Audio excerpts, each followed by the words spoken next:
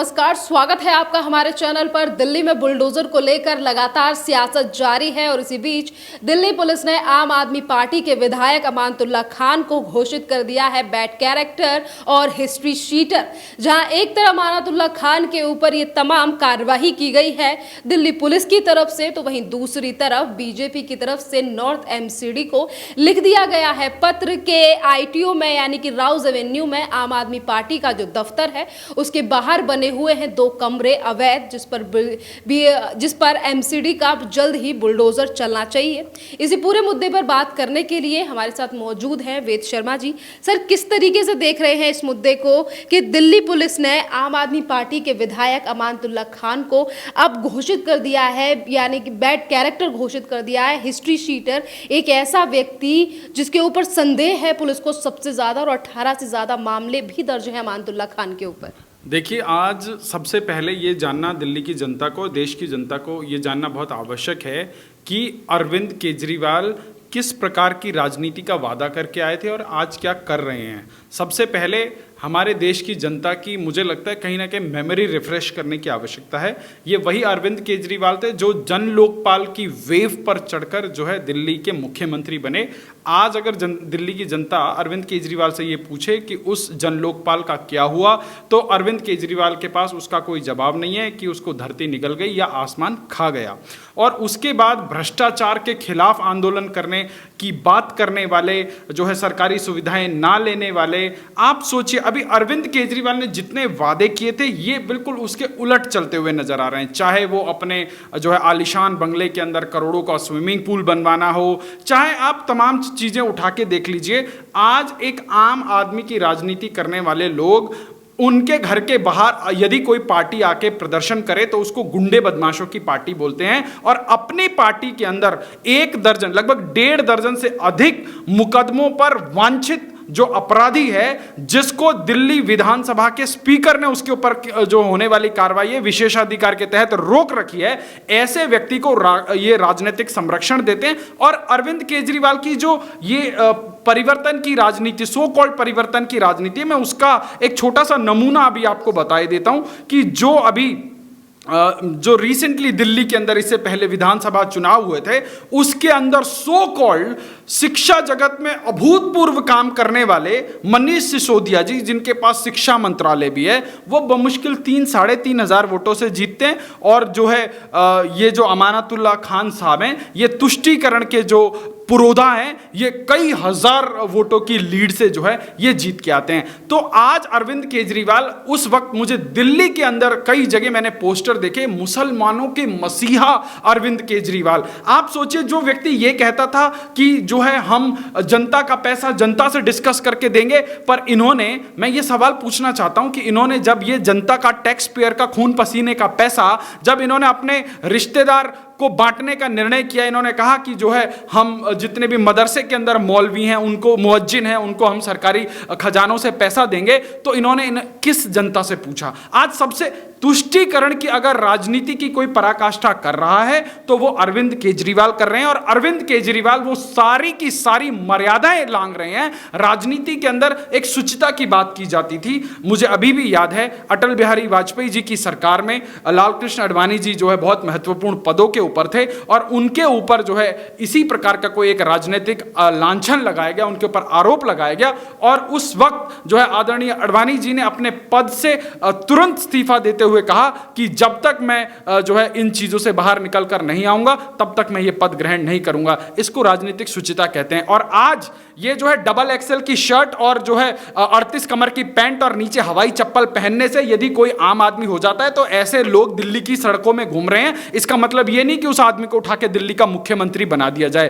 कहने के लिए ये व्यक्ति IITN है, कहने के लिए ये व्यक्ति जो है एक प्रशासनिक अधिकारी रह चुका है, पर आज समझने की जरूरत है कि उसने अपने करियर में क्या किया। करियर में भी उन्होंने कोई ऐसी उपलब्धि नहीं करी, तब भी ये जो है स्टडी टूर के नाम पे भाग गए। हर जगह इन्होंने भागने और जो है दूसरों को, एक एक गली में एक शैतान बच्चा होता है जिसका काम यह होता है कि आपके घर में घंटी बजाना और भाग जाना। तो अरविंद केजरीवाल गली का वही शैतान बच्चा है जो पोज तो करता है कि वो बहुत शरीफ है, पर उससे ज्यादा उज्जड़ बच्चा कोई है तो जो है अरविंद केजरीवाल से उज्जड़ कोई राजनीतिक है। मैंने अपनी राजनीति की समझ में ऐसा राजनीतिज्ञ नहीं देखा जो हर दूसरे दिन किसी के ऊपर आरोप लगाता है और जब कोर्ट के अंदर आरोप जो है प्रमाणित करने की बात आती है तो वहां जाके चुपके से माफी मांग लेता है, क्योंकि वो सारे आरोप तो झूठे हैं, राजनीति से प्रेरित हैं, और जब प्रूव नहीं कर पाएंगे, जब वहां पर जाके उनके ऊपर कानूनी कार्रवाई होगी तो वो जो है अपने संवैधानिक पद पर नहीं रह पाएंगे। तो तमाम इतने केस हैं और आज इस देश की मीडिया अरविंद केजरीवाल के गवर्नेंस के ऊपर, मिस गवर्नेंस के ऊपर जो है सवाल नहीं उठा रही। क्यों? क्योंकि आज पंजाब का चुना हुआ मुख्यमंत्री पंजाब को छोड़कर पूरे देश में घूम रहा है। एक पंजाब का मुख्यमंत्री गुजरात जा रहा है 2 दिन के लिए, 44 लाख रुपया खर्चा हो रहा है, और जो आदमी भ्रष्टाचार को निर्मूल करने की बात कर रहे थे, अभी ट्विटर के ऊपर खबरें फैल रही हैं कि वहां के जो है एक विधायक को जो है वहां बहुत सारे लोगों ने घेर लिया। बताया जा रहा है कि एक एक ट्रक वाले से जो है 500-500 रुपए मांगे जा रहे हैं। ऐसी तमाम खबरें आ रही हैं। आप सोचिए, जिनके हाथ में अभी दिल्ली की पुलिस नहीं है, आप सोचिए परोक्ष रूप से अरविंद केजरीवाल दिल्ली के मुख्यमंत्री होते हुए पंजाब की सरकार चला रहे हैं, और आप इनसे उम्मीद करेंगे कि ये गवर्नेंस देंगे? आज ना सरकारी गाड़ी लूंगा ना सरकारी बंगलो लूंगा कहने वाला आदमी आज पंजाब के लोगों के खून पसीने के पैसे से डीजल उड़ाता हुआ, तेल उड़ाता हुआ हेलीकॉप्टर से जो है हिमाचल से लेकर गुजरात घूम रहा है, और आज दिल्ली के अंदर जो है एक जगह आग लग जाती है। और उसके बाद दिल्ली के मुख्यमंत्री को इजीली एक्सेसिबल होना चाहिए था, दिल्ली के मुख्यमंत्री को वहां पहुंचना चाहिए था, परंतु दिल्ली के मुख्यमंत्री क्या कर रहे हैं?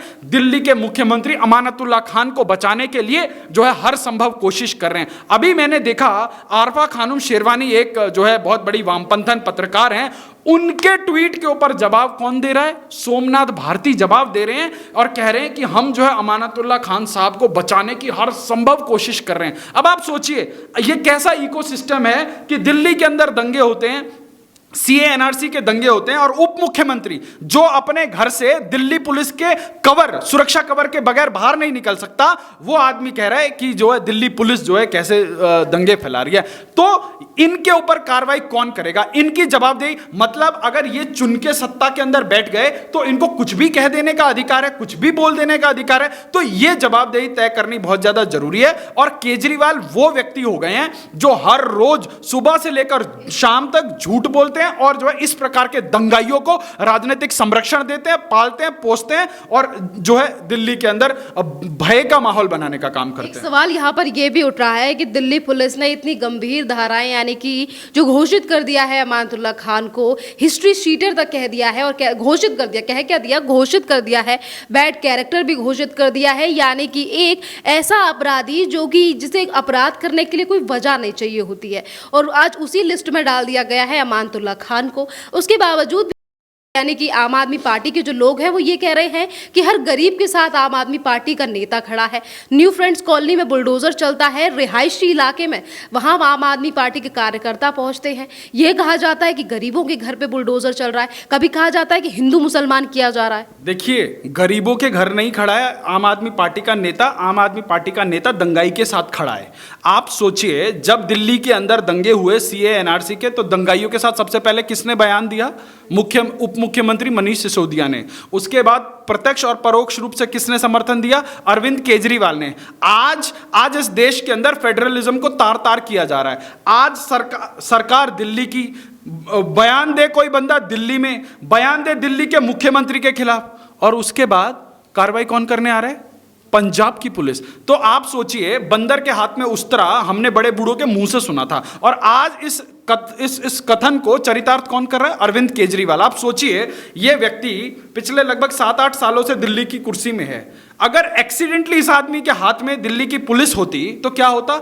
आज पंजाब के अंदर पंजाब की शांति भंग करने के लिए तमाम काम हो रहे हैं, वहां जगह जगह दंगे हो रहे हैं। पंजाब को पूरा क्रॉस करते हुए हरियाणा के अंदर आतंकवादी आ गए, हरियाणा की पुलिस उनको पकड़ रही है, पर पंजाब की पुलिस 50 लोगों की बटालियन के साथ किसके घर जाके छापा मार रही है? तेजिंदर सिंह बग्गा के।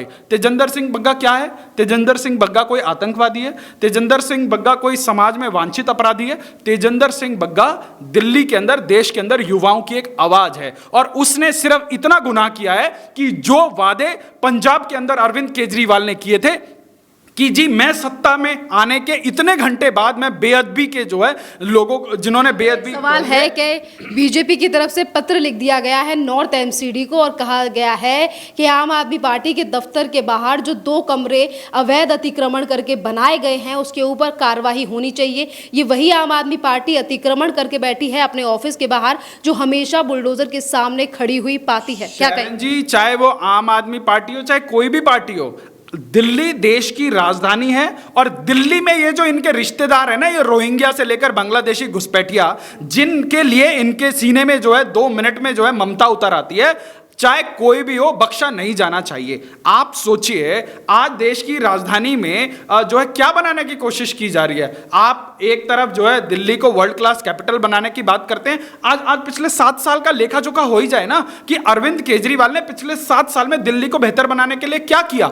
अरविंद केजरीवाल ने सिर्फ जो है इलीगल जो यहाँ पे आके बैठने वाले घुसपैठिए हैं उनको सारी सरकारी सुविधा देने का काम किया। अभी आप देखिए उत्तर प्रदेश के सिंचाई विभाग की जमीनों के ऊपर बांग्लादेशी घुसपैठिया जो है वहां आके झोपड़े बना के बैठे थे और उनको फ्री बिजली सब कुछ कौन मुहैया करा रहा था? कौन मुहैया करा रहा था? इसी की सरकार करवा रही थी। परंतु पाकिस्तान से जो रिफ्यूज लेके आए हुए पाकिस्तानी निर्वासित जो हिंदू हैं उनको राशन जो है इनकी सरकार की प्रायोरिटी नहीं है, उनको बिजली देना, पानी देना। अब आप अगर जात के आधार पर, धर्म के आधार पर जो है इस प्रकार का भेदभाव करेंगे तो जो है लांछन आपके ऊपर लगेंगे। और अरविंद केजरीवाल कुछ नहीं, कांग्रेस का जो प्रो मैक्स वर्जन है।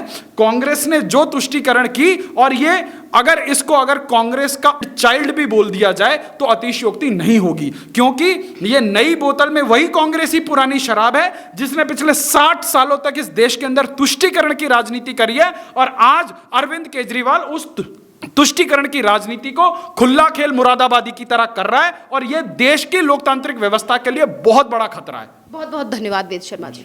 ये हमारे साथ थे वेद शर्मा जी। और जैसा कि सर ने कहा है कि आम आदमी पार्टी आज उसी मॉडल पर चल रही है जिस मॉडल पर कांग्रेस ने इतने सालों तक राज किया है। बात अगर अरविंद केजरीवाल की भी की जाए, जिनके नेता हमेशा बीजेपी के नेताओं को लफंगा गुंडा कहते हुए नजर आते हैं, चाहे फिर वो आम आदमी पार्टी के सांसद हों, ये तमाम और नेता आज उसी पार्टी के तमाम ऐसे नेता हैं जिनके ऊपर गंभीर धाराएं दर्ज हैं दिल्ली पुलिस की तरफ से, चाहे फिर वो आम आदमी पार्टी के पूर्व पार्षद ताहिर हुसैन हो जो, या फिर अमानतुल्लाह खान हो जो कि ओखला से विधायक हो। खैर, इस टॉपिक पर आपका क्या कहना है आप हमें कमेंट करके जरूर बताइए। धन्यवाद।